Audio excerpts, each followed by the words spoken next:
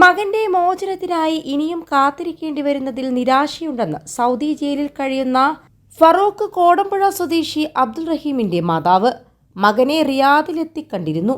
ഇന്ന് മോചനമുണ്ടാകുമെന്നാണ് അവിടെയുള്ളവർ അറിയിച്ചത്.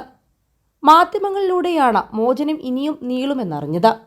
എത്രയും പെട്ടെന്ന് മോചനമുണ്ടാകണമെന്ന പ്രാർത്ഥനയിലാണ് താനെന്നും അബ്ദുറഹീമിന്റെ മാതാവ് പറഞ്ഞു.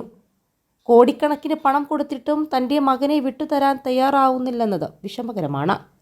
ഓരോരോ ആഴ്ചകളും മാസങ്ങളായി മാറിക്കഴിഞ്ഞു. ഇനിയും 2 ആഴ്ച കാത്തിരിക്കണമെന്നത് സഹിക്കാനാവുന്നതിലും അപ്പുറമാണെന്നും റഹീമിൻ്റെ മാതാവ് കൂട്ടിച്ചേർത്തു. ഇന്ന് കേസ് പരിഗണിച്ച കോടതി സിറ്റിംഗ് 2 ആഴ്ചത്തേക്ക് മാറ്റുകയായിരുന്നു. മോചന ഉത്തരവ് ഇന്നുണ്ടാകുമെന്നാണ് റിയാദ് നിയമസഹായ സമിതി പ്രതീക്ഷിച്ചിരുന്നത്.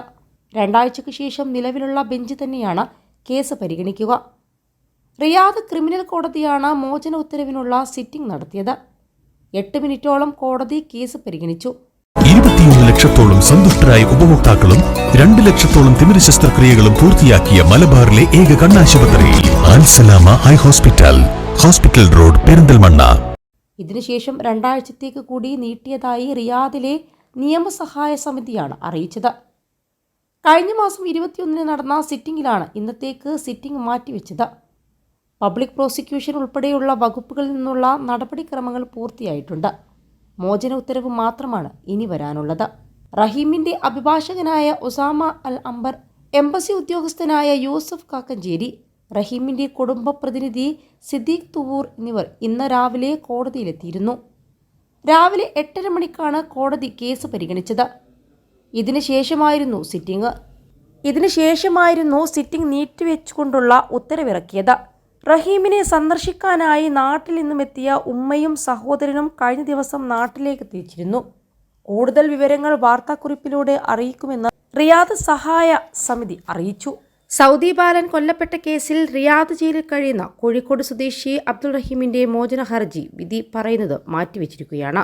സന്തോഷ വാർത്ത കാത്തിരുന്ന എല്ലാവരെയും നിരാശയാക്കുന്ന നടപടിയാണ് റിയാദ് ക്രിമിനൽ കോടതിയിൽ നിന്നുണ്ടായത്.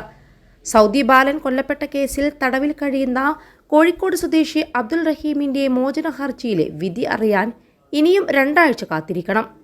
കേസ് പരിഗണിച്ച റിയാദ് ക്രിമിനൽ കോടതി വിധി പറയാതെ കേസ് മാറ്റിവെക്കുകയായിരുന്നു. മരിച്ച സൗദി ബാലന്റെ കുടുംബം ആവശ്യപ്പെട്ട ദയാധനം നൽകിയതിനെ തുടർന്ന് ജൂലൈ 2-നാണ് അബ്ദുൾ റഹീമിന്റെ വധശിക്ഷ സൗദി സുപ്രീം കോടതി റദ്ദാക്കിയത്. 34 കോടി രൂപയാണ് റഹീമിന്റെ മോചനത്തിനായി കൈമാറിയത്. ഇതേ തുടർന്ന് മോചന ഹർജി കഴിഞ്ഞ മാസം പരിഗണിച്ചുവെങ്കിലും വധശിക്ഷ റദ്ദാക്കിയ അതേ ബെഞ്ച് തന്നെ മോചന ഉത്തരവ് പുറപ്പെടുവിക്കേണ്ടതുണ്ടെന്നും സാങ്കേതിക കാരണത്താൽ കേസ് മാറ്റിവെക്കുകയായിരുന്നു.